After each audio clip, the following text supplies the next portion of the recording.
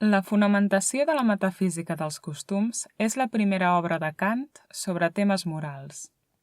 En aquesta, intentarà trobar una base per elaborar una ètica universal i entendre com la raó pràctica pot guiar-nos en els nostres actes en tant que éssers morals. Un dels temes centrals del llibre és la noció de voluntat.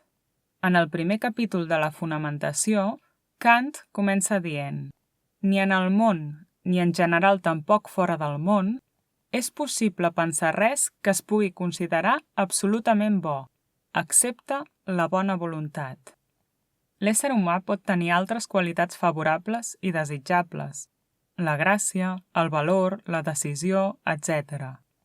Però totes aquestes no tenen un valor intern absolut, no són bones sense restriccions.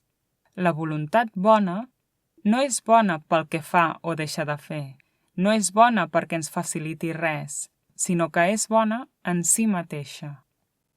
Com es manifesta aquesta voluntat bona?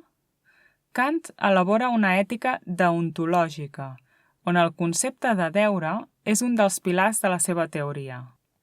Ens dirà que una voluntat que actua per deure és una voluntat bona. Què significa això? Per entendre-ho, en primer lloc, hem de distingir entre els diferents tipus d'actes. Segons Kant, n'hi ha 3. Els actes fets contra el deure, els actes fets conforme o d'acord amb el deure i els actes fets per deure. Des del punt de vista moral, quina diferència hi ha entre aquestes opcions? Bé, d'entrada és evident que actuar en contra del deure moral és directament immoral. Però què passa amb les altres dues? Per Kant, els actes fets d'acord amb el deure comporten una inclinació, una intenció subjectivament egoista. I això significa que la motivació que ens porta a actuar, la màxima d'aquests actes, no és moral. Els únics actes genuïnament morals són aquells que es fan per deure. Però com distingim els uns dels altres? Imaginem aquesta situació. Una persona empàtica, filantròpica, que, preocupada pels altres i commoguda per la misèria aliena, es dedica a ajudar la gent que ho necessita. Des del punt de vista dels resultats dels actes concrets, és evident que els actes d'aquesta persona beneficien a altres i comporten conseqüències bones per a aquests.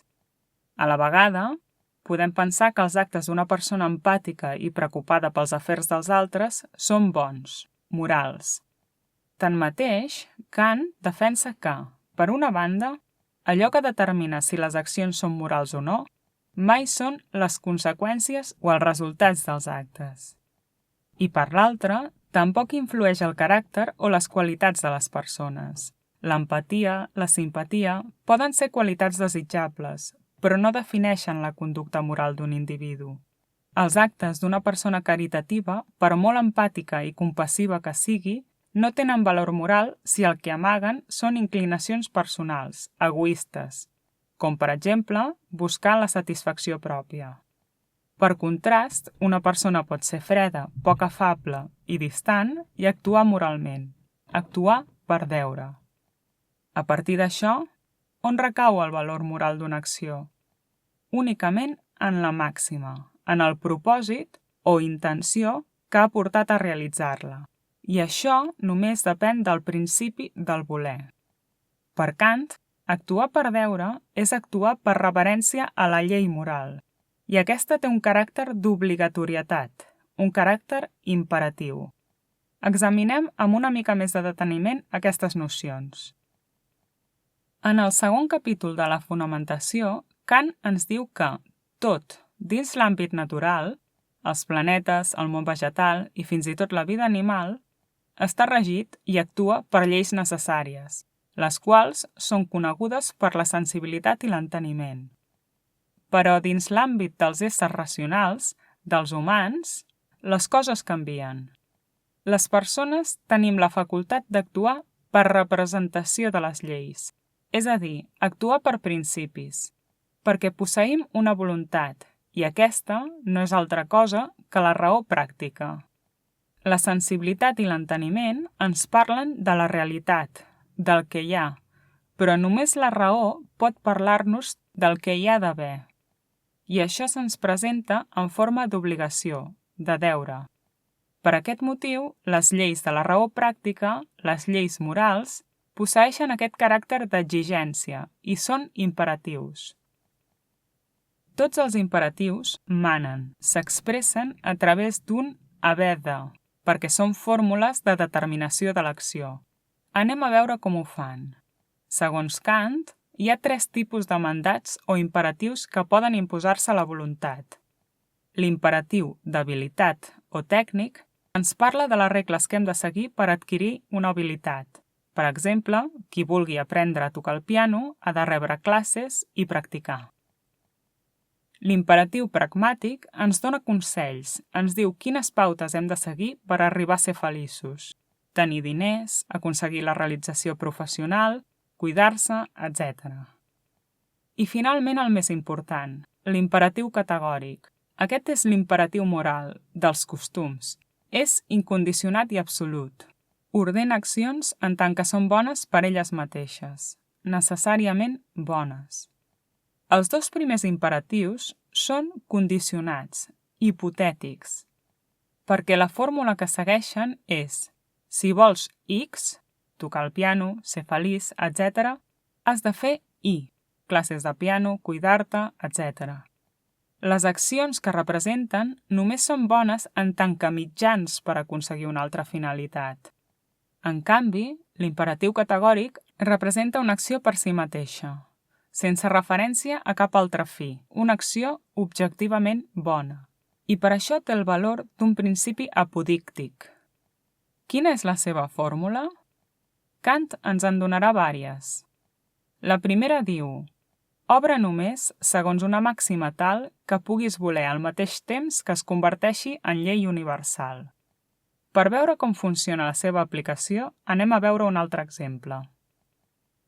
Imaginem que algú necessita que li deixin diners i sap de sobres que no els podrà tornar. Al mateix temps, també sap que si no promet tornar-los, ningú els hi deixarà. Donada aquesta situació i les seves circumstàncies de necessitat, sent desitjos de fer una falsa promesa a un amic. Està clar que els diners li anirien molt bé, que el seu amic en té i ell no, però és lícit prometre tornar-los quan sap que no ho podrà fer? Per veure-ho, apliquem l'imperatiu. Pot valdre com a llei universal una norma que digui que, en determinades circumstàncies, tothom pot prometre coses que es proposa no complir?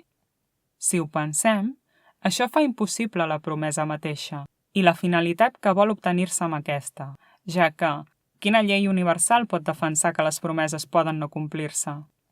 Donat aquest cas, ningú creuria les promeses dels altres.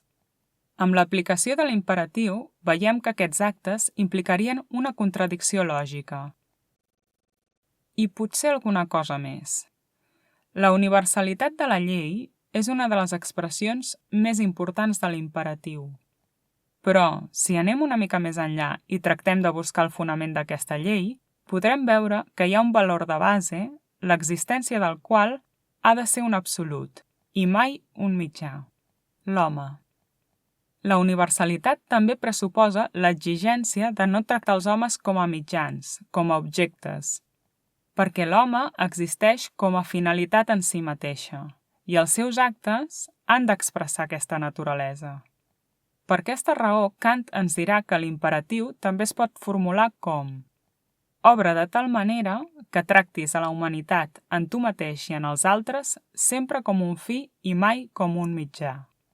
Aplicant aquest enunciat a l'exemple anterior, podem veure que el que es plantejava fer una falsa promesa, en realitat es plantejava utilitzar l'altra persona com un mitjà per aconseguir diners, i no com una finalitat.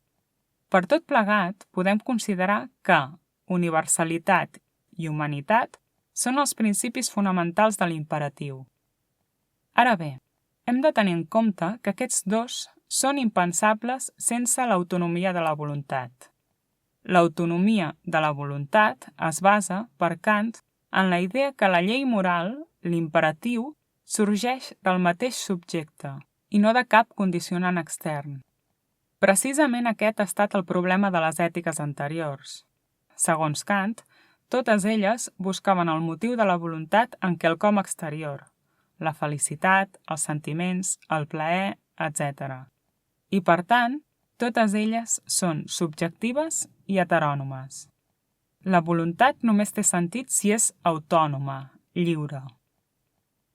En el tercer capítol de la fonamentació, Kant ens dirà que la llibertat és, de fet, la condició de possibilitat de l'imperatiu categòric, i com que aquesta és un postulat de la raó, no podem demostrar la seva existència, només la suposem.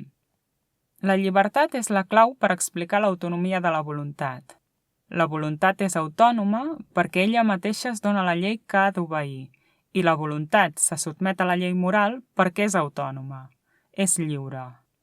En paraules de Kant, voluntat lliure i voluntat sotmesa a la llei moral són el mateix.